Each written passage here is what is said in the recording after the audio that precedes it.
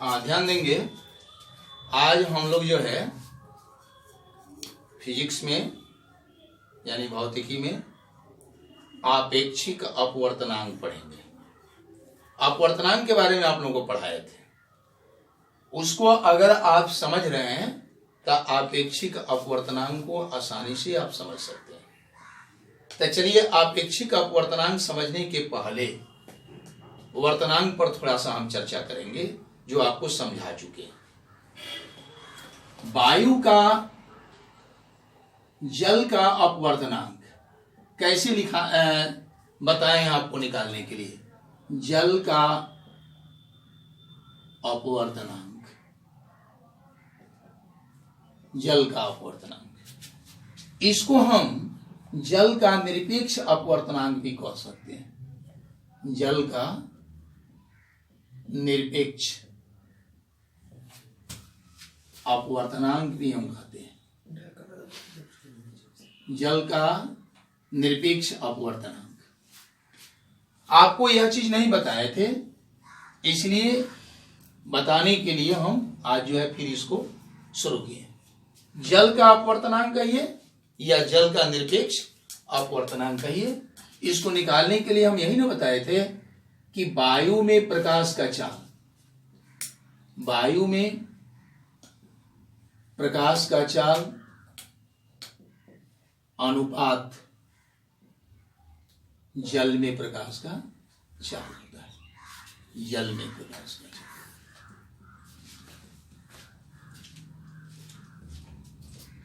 यानी वायु में प्रकाश के चाल और जल में प्रकाश के चाल के अनुपात हम जो निकालेंगे, उसी को हम जल का अपवर्तनांक या जल का निरपेक्ष अपवर्तनांक कहेंगे।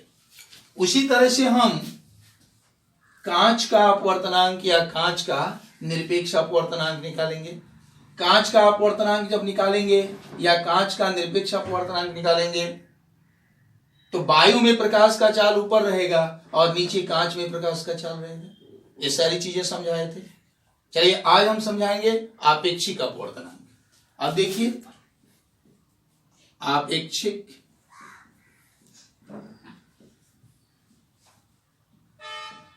अपवर्तनांक, रिफ्रैक्टिव इंडेक्स इसको कहते हैं। Refractive REFRACTIV index INDEX, refractive index. Refractive index किसे कहते हैं? दो माध्यमों के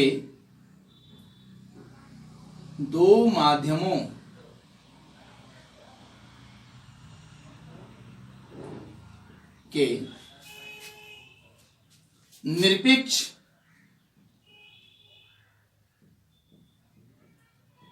अपवर्तनांकों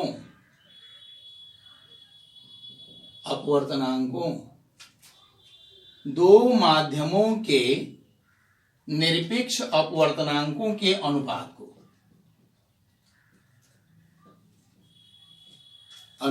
को आपेक्षिक अपवर्तनांक कहते हैं। आपेक्षिक अपवर्तनांक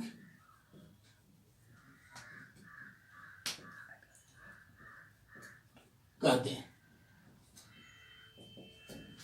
अब देखिए, इसका मतलब क्या हुआ। किसी दो माध्यम का जो हम अपवर्तनांक निकालेंगे और उसी का अनुपात निकाल देंगे, दोनों माध्यमों के अपवर्तनांक का अनुपात हम निकालेंगे, तो उसी को आपेक्षिक अपवर्तनांक कहेंगे। यानी किसी एक माध्यम के अपवर्तनांक का तुलना किसी दूसरे माध्यम के अपवर्तनांक से अगर करते हैं तो उसी को हम आपेक्षिक अपवर्तनांक कहते हैं, या एक के माध्यम के तुलना में दूसरे माध्यम के सापेक्ष अपवर्तनांक कहते हैं। अब चलिए, इसको उदाहरण से हम बहुत बढ़िया से समझ सकते हैं। माना कि माध्यम एक का अपवर्तनांक निरपेक्ष अपवर्तनांक लिखें, क्योंकि निरपेक्ष अपवर्तनांक का ऊपर हम जिक्र किए हैं, इसलिए निरपेक्ष अपवर्तनांक लिखेंगे। माना कि माध्यम 1 का निरपेक्ष अपवर्तनांक n1 तथा माध्यम 2 का निरपेक्ष अपवर्तनांक n2 इसलिए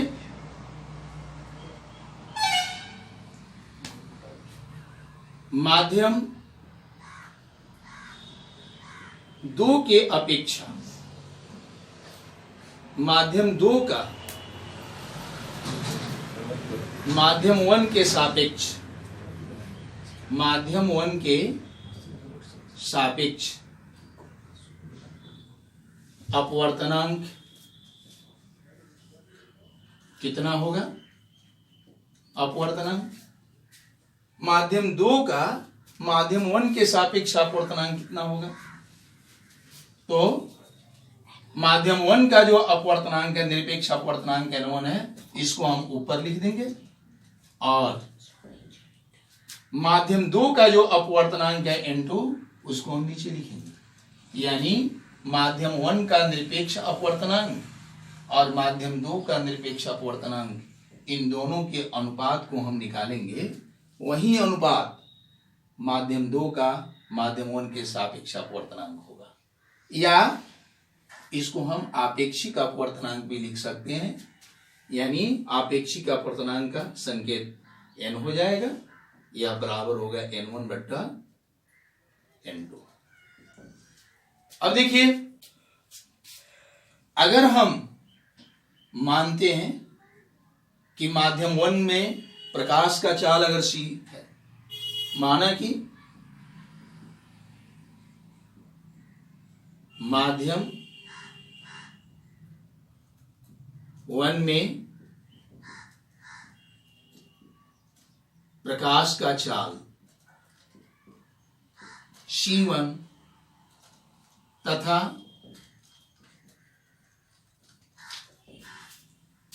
सुशांत क्या कर रहा है?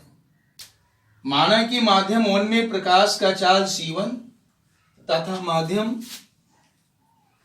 2 में प्रकाश का चाल c2 और वायु में प्रकाश का चाल c है। वायु में प्रकाश का चाल c है। तो ऐसी स्थिति में माध्यम 2 के सापेक्ष माध्यम 1 का अपवर्तनांक हम कैसे निकालेंगे, या आपेक्षिक अपवर्तनांक हम कैसे निकालेंगे? यानी हम n21 कैसे निकालेंगे? यहां हम n21 लिखेंगे संकेत में। n21 का मतलब हुआ कि माध्यम 2 का माध्यम 1 के सापेक्ष अपवर्तनांक। अगर n12 लिखते हैं तो इसका मतलब हुआ कि माध्यम 1 का माध्यम 2 के सापेक्ष अपवर्तनांक। तो यहां अगर उसी चीज को यहां निकालना हो, यानी माध्यम 2 का माध्यम 1 के सापेक्ष अपवर्तनांक यानी n21 निकालना हो, तो हम कैसे निकालेंगे? तो n1 बट्टा n2 हम लिखे थे ना। n1 और n2 क्या है? माध्यम 1 में माध्यम 1 का निरपेक्ष अपवर्तनांक और माध्यम 2 के निरपेक्ष अपवर्तनांक का अनुपात है। तो माध्यम 1 में निरपेक्ष अपवर्तनांक हम कैसे निकालेंगे? यानी माध्यम 1 का अपवर्तनांक जो होगा वही माध्यम 1 का निरपेक्ष अपवर्तनांक होगा। तो माध्यम 1 का अपवर्तनांक हम निकालने के लिए वायु में जो प्रकाश का चाल होगा और माध्यम 1 में जो प्रकाश के चाल होगा उसका अनुपात निकालेंगे। तो यहां हम लिखे हुए हैं कि वायु में प्रकाश का चाल c है, तो चलिए हम c लिखते हैं ऊपर, और माध्यम 1 में प्रकाश का चाल C1 माने हैं तो हम C1 लिखेंगे और बट्टा का चिन्ह दे देंगे। फिर N2 लिखें तो N2 पर विचार करेंगे। N2 क्या है? तो माध्यम 2 का निरपेक्ष अपवर्तनांक। तो इसको हम कैसे निकालेंगे? तो माध्यम 2 में जो प्रकाश का चाल होगा उससे शून्य में प्रकाश का चाल जो C है उससे हम बात करेंगे, यानी C/C2। अब इसको देखिए तो C/C1 हो जाएगा, आई उलट जाएगा तो C2/C हो जाएगा। C से C कट गया यानी C2/C1 हो गया। इस तरह से हम जो है माध्यम 2 का माध्यम 1 के आपेक्षिक अपवर्तनांक अगर ज्ञात करना हो तो माध्यम 2 में प्रकाश का चाल और माध्यम 1 में प्रकाश के चाल के अनुपात हम निकाल लेंगे। तो प्रकाश के चाल के अनुपात निकालने से भी हम आपेक्षिक अपवर्तनांक निकाल सकते हैं। इस तरह से आपेक्षिक अपवर्तनांक निकालने के लिए 2 सूत्र हमें मिला। एक हो गया आपेक्षिक अपवर्तनांक यानी माध्यम 2 के अपेक्षा माध्यम 1 का अपवर्तनांक, या माध्यम 2 का माध्यम 1 के सापेक्ष अपवर्तनांक। माध्यम 1 का जो निरपेक्ष अपवर्तनांक है उसमें माध्यम 2 की में जो निरपेक्ष अपवर्तनांक होगा उससे हम भाग कर देंगे तो निकल जाएगा। और एक दूसरा सूत्र हो गया कि माध्यम 2 में जो प्रकाश का चाल होगा उसमें माध्यम 1 के प्रकाश के चाल से भाग कर देंगे तो माध्यम 2 का माध्यम 1 के सापेक्ष अपवर्तनांक निकल जाएगा। इस तरह से 2 सूत्र हमें प्राप्त हुए। अब चलिए आपेक्षिक अपवर्तनांक आपको हम समझा दिए। अब इसके बाद हम आगे समझाएंगे कि एक छड़ी को अगर हम पानी में डुबोते हैं तो जहां से उसका डूबा हुआ भाग होता है वह अपने स्थान से मुड़ा हुआ नजर आता है। ऐसा क्यों? यह हम लोग अपनी दैनिक जीवन में इस घटना का अनुभव करते हैं, महसूस करते हैं। तो चलिए उसके बारे में हम देखेंगे। सतह पर पानी की सतह पर छड़ी का मुड़ा हुआ दिखना। इसके लिए एक बर्तन की कल्पना करेंगे या ऐसे भी हम दर्शा सकते हैं। 2 ठो माध्यम ले लेंगे, कल्पना करेंगे 2 माध्यम की। यह वायु है मान लीजिए और यहां मान लीजिए जल है, ये जल है।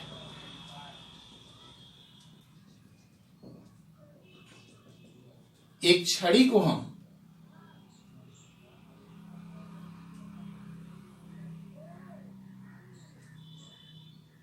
इस जल में हम ऐसे दिखा दें। मान लीजिए एक छड़ी, मान लीजिए एक छड़ी है। ये छड़ी का जो नीचे वाला भाग है यहां से जो पानी की सतह से नीचे है, यह अपने स्थान से मुड़ा हुआ नजर आता है। ऐसा क्यों होता है? तो ये पहले भी बतलाए थे आपको कि ये सारी घटनाएं प्रकाश के अपवर्तन के कारण घटती है। तो चलिए हम देखते हैं प्रकाश का अपवर्तन कैसे होता है और कैसे ये छड़ी जो है सतह से मुड़ी हुई नजर आती है। इस पर हम ध्यान देंगे। छड़ी के जो निचला सिरा है जो पानी में डूबा हुआ है, इससे निकलते हुए 2 किरणों की कल्पना करेंगे। एक किरण मान लीजिए यहां से ऐसे जा रही है और एक किरण मान लेंगे कि ये ऐसे जा रही है। एक मिनट,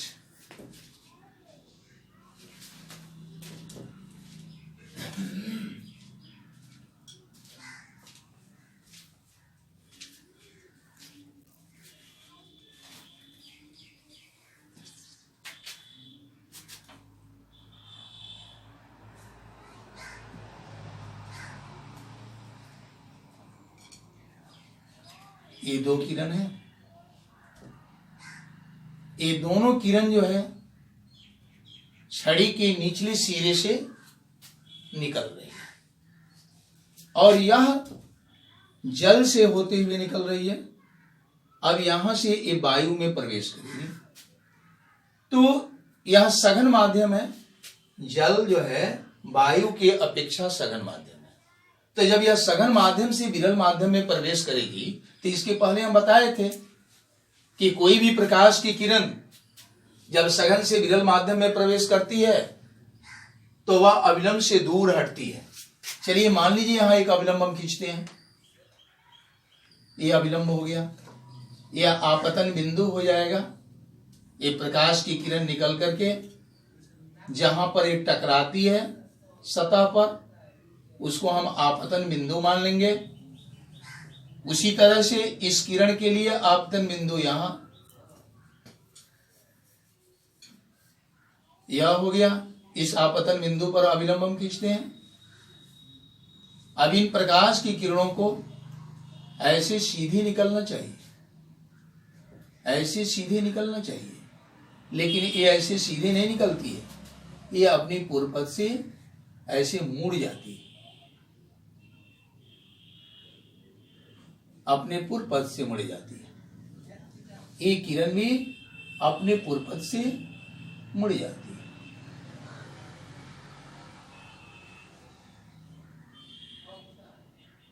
अपने पूर्व पथ से मुड़ जाती है, अपने अविलंब से दूर हटती है। ये भी किरण अपने अविलंब से दूर हट रही है क्योंकि यह सघन माध्यम से विरल माध्यम में प्रवेश करती है। और यहां पर कोई अगर खड़ा है और उसका आंख अगर यहां पर लगा हुआ है तो वह आदमी जो है, अब ये दोनों किरण जो मुड़ी हुई है इसी के सीध में वह छड़ी को देखेगा।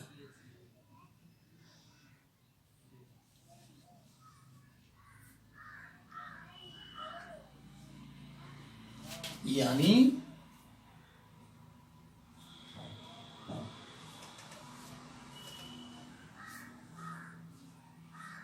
छड़ी जो है यहां से मुड़ी हुई, देखिए इस तरह से छड़ी तो सीधी है, लेकिन यहां पर जो दर्शक है, जो देखने वाला है, उसको यह छड़ी यहां से मुड़ी हुई नजर आएगी। इस तरह से प्रकाश के अपवर्तन के कारण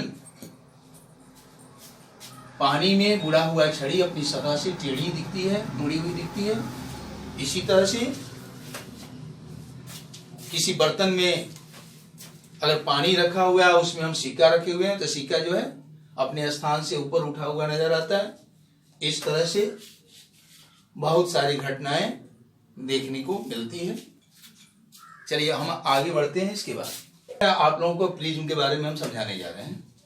ये देखिए प्रिज्म की आकृति दी गई है। प्रिज्म जो है किसे कहते हैं, पहले इस पर हम ध्यान देंगे। किसी कोण पर झुके दो समतल पृष्ठों से घिरे किसी पारदर्शक माध्यम को प्रिज्म कहते हैं। प्रिज्म को जो है हम आकृति बना करके भी दिखाते हैं, आप लोग उसको गौर से देखिएगा। ये जो आकृति बनाई गई है इसमें उतना आपको स्पष्ट नहीं होगा, हालांकि इसको भी हम स्पष्ट देख सकते हैं। ये नीचे जो है आधार है, ये समतल भाग है, समतल पृष्ठ है। ये एक ठो पृष्ठ है, ये भी समतल है और ये भी समतल पृष्ठ है। यानी यह तीन समतल पृष्ठों से घिरा हुआ है। ये जो समतल पृष्ठ है और ये जो समतल पृष्ठ है, इनके बीच का यह कोण है। इसका नाम हम ए बी लिखते हैं। चलिए ए सी हो गया, ये डी हो गया, यह ई हो गया और यह एफ हो गया। अब इसको हम एक आकृति बना करके आपको समझा रहे हैं, उसको आप लोग जरा गौर से देखेंगे।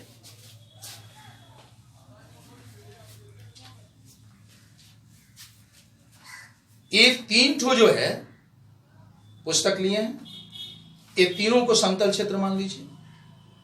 एक को हम नीचे कर दिए और एक को जो है इधर बगल से हम ऐसे दिखाना चाहते हैं।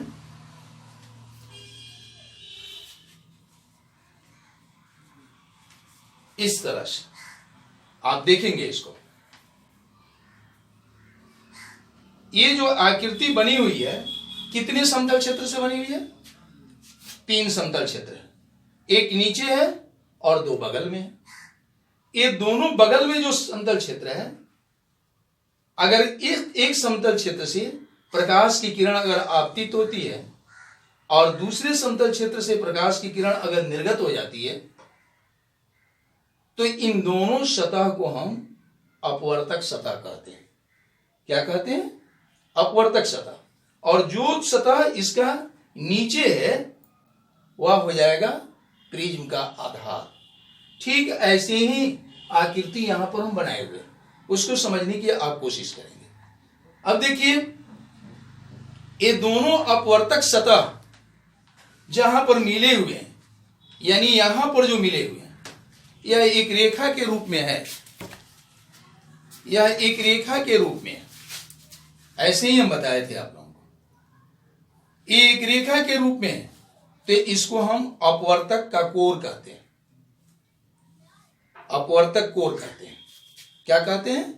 अपवर्तक कोर। अब देखिए यहां पर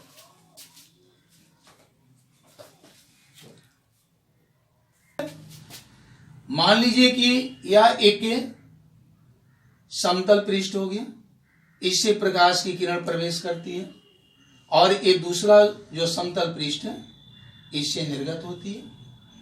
तो ये दोनों अपवर्तक सतह, इन दोनों सतह को हम अपवर्तक सतह कहेंगे। और इन दोनों अपवर्तक सतह से ये जो सीधी रेखा में कोर बन रहा है, ये भी, इसको हम अपवर्तक कोर कहेंगे। अब देखिए, इन दोनों अपवर्तक सतह के बीच जो यहां कोण बन रहा है, इसको हम प्रिज्म का कोण कहते हैं या अपवर्तक कोण भी कहते हैं। अब हम जानेंगे कि इस प्रिज्म से प्रकाश का किरण कैसे आपतित होती है और अपवर्तन के बाद एक कैसे निर्गत होती है। इसको एक उदाहरण के द्वारा हम व्याख्या करेंगे, इसको आप देखेंगे। पहले यहां प्रिज्म की परिभाषा हम लिख देना चाहते हैं, जो आप याद करेंगे।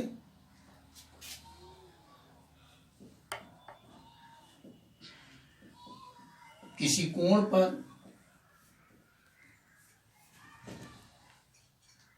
झुके 2 समतल पृष्ठों से घिरे किसी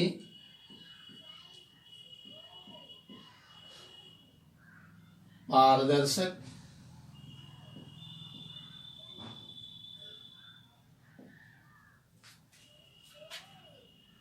भाग को पारदर्शक माध्यम को प्रिज्म कहते हैं। प्रिज्म कहते हैं। अब प्रिज्म के बारे में समझ गए। अब इसके बाद इसको विस्तार से, इसमें कैसे जो है प्रकाश की किरण आपतित होती है, कैसे निर्गत होती है, इसे हम जानेंगे। इसके लिए एक हम ड्राइंग बोर्ड लेते हैं। मान लीजिए यही ड्राइंग बोर्ड है। इस पर एक ताव सादा कागज रख करके और उसको हम स्थिर कर देते हैं, यानी चिपका देते हैं।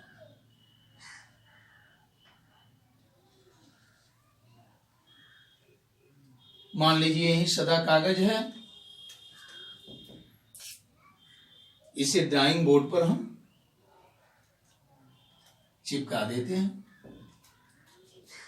अब इस पर जो है एक प्रिज्म को रखते हैं, जो उसका त्रिभुजाकार भाग है, उसी के सहारे इस कागज के बीच भाग में उसको हम खड़ा कर देते हैं।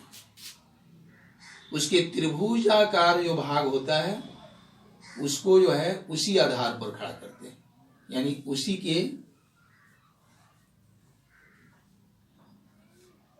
को नीचे करते हुए हम खड़ा कर देते हैं प्रिज्म को। अब उसका त्रिभुजाकार भाग एकदम नीचे हो जाएगा इस तरह से। और उस प्रिज्म के जो निचला भाग है, आधार है, उसका परिसीमा हम पेंसिल के नोक से खींच लेते हैं, और खींच लेने के बाद प्रिज्म को वैसे ही रहने देते हैं। अब जो है इसका इधर वाला जो कोर है, इस कोर के निकट 2 पिन लेते हैं, जिसको चित्रानुसार गाड़ देते हैं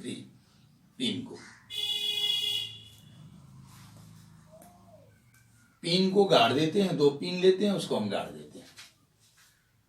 अब प्रिज्म के दूसरे जो कोर है, उधर से इन दोनों पिनों को देखते हुए 2 और पिन R और S इस प्रकार हम गाड़ते हैं कि चारों पिन एक सीध में हो, पिन R और पिन S बिल्कुल पिन P और पिन Q के सीध में हो। इस तरह से हम गाड़ते हैं। हाँ, एक बात का और ध्यान हम रखते हैं, इन पिनों के बीच की दूरी जो है कम से कम 10 सेंटीमीटर होनी चाहिए। अब देखिए, प्रिज्म को अब हटा देते हैं और P से हम Q को मिलाते हुए आगे की ओर बढ़ाते हैं,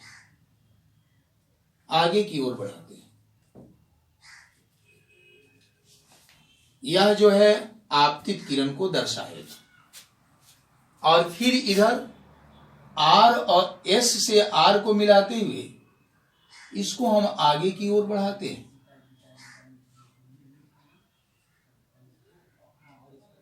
आगे की ओर हम बढ़ाते हैं। यह जो है निर्गत किरण होगा, और इसको हम इससे अगर जोड़ते हैं तो यह जो है अपवर्तित किरण होगा।